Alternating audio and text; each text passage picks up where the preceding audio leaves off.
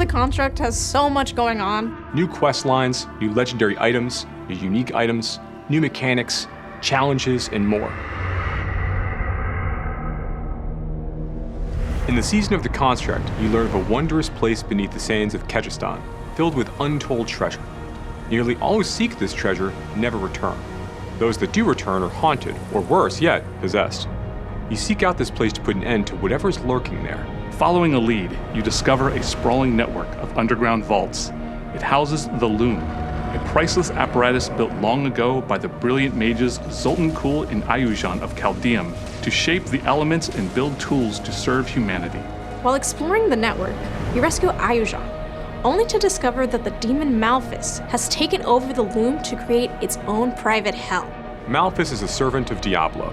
He is unlike other demons we've encountered in Diablo 4. He's shapeless, manipulates others, takes on forms other than his own. He has possessed one of Zoltan's prized constructs. And you must work with Ayujan to explore the vaults, gain access to the Loom, and defeat Malphus.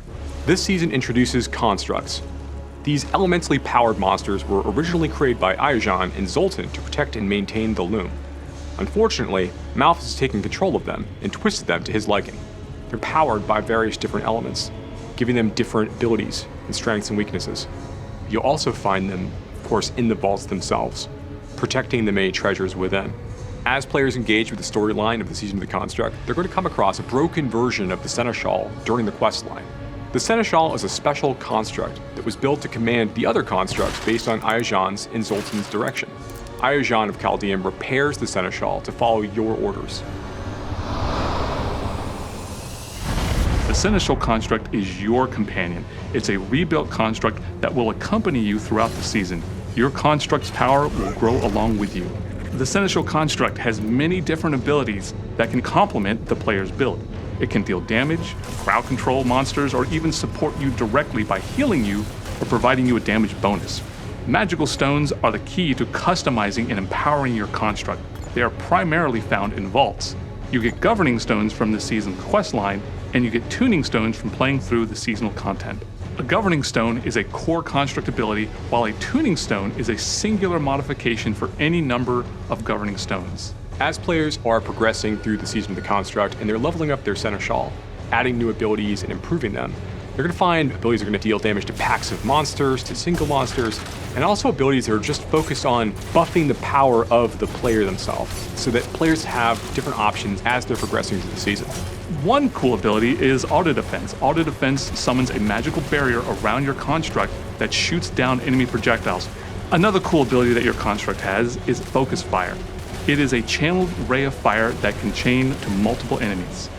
Use combinations of tuning stones to transform a seemingly simple skill into something truly crazy.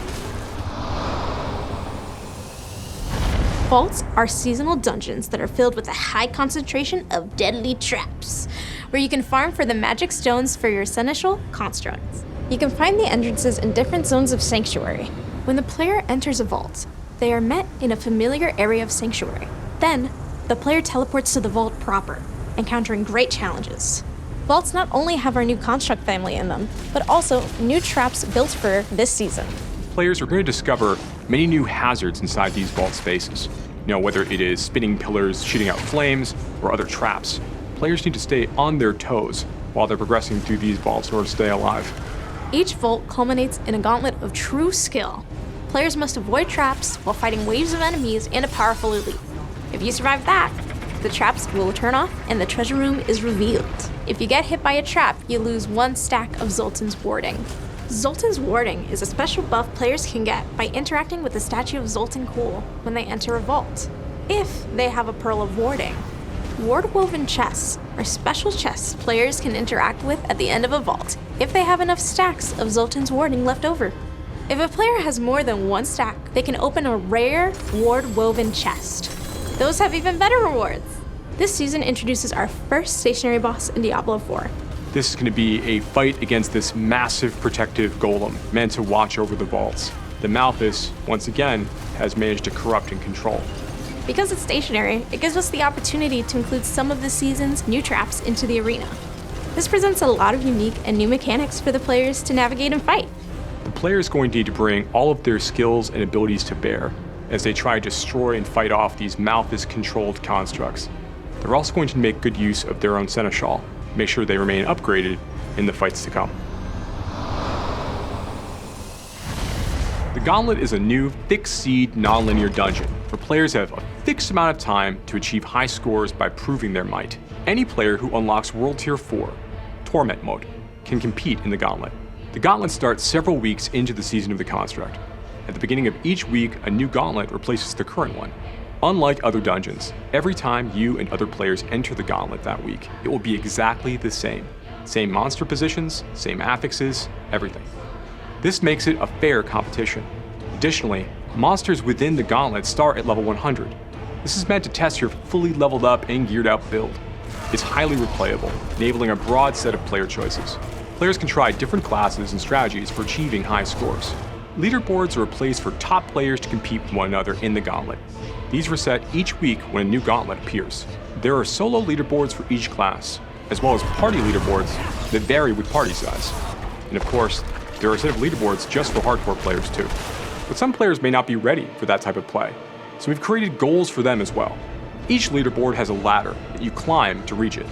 Each rung of the ladder awards a seal that you can show off. And when you earn the seal of the worthy, you'll be ready for leaderboard competition.